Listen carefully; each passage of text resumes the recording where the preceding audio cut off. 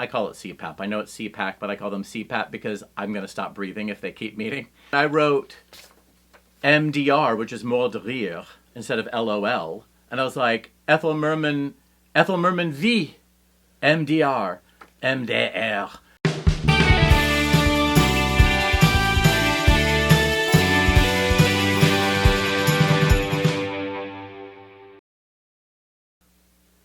We're running out. I don't know what we're going to do.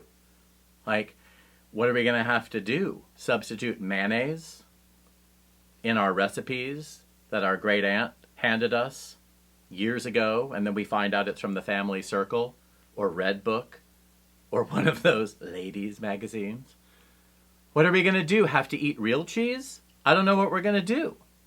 I know what I'm going to do. I'm going to tell you that I'm reminded of a teacher of mine, a voice teacher, who was also sort of my therapist and my RA and my life guide and someone who kept me from falling apart, sort of, as best he could in my first couple of years out of college.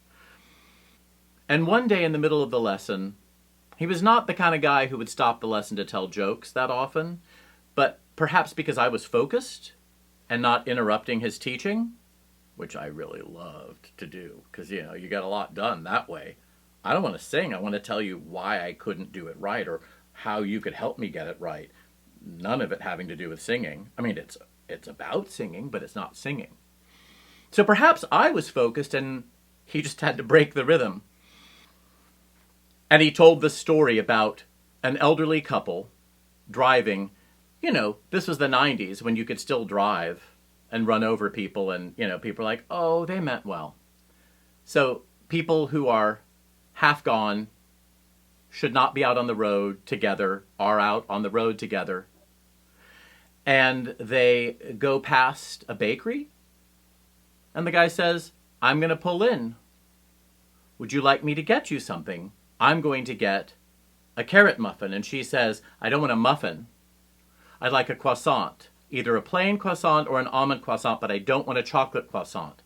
And the guy says, okay.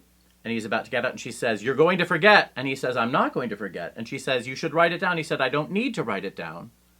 You would like a plain croissant or an almond croissant. You don't want a chocolate croissant. He goes in, comes back to the car with his muffin and a poppy seed bagel for her. Hands it to her, and she says, I told you you would forget the cream cheese.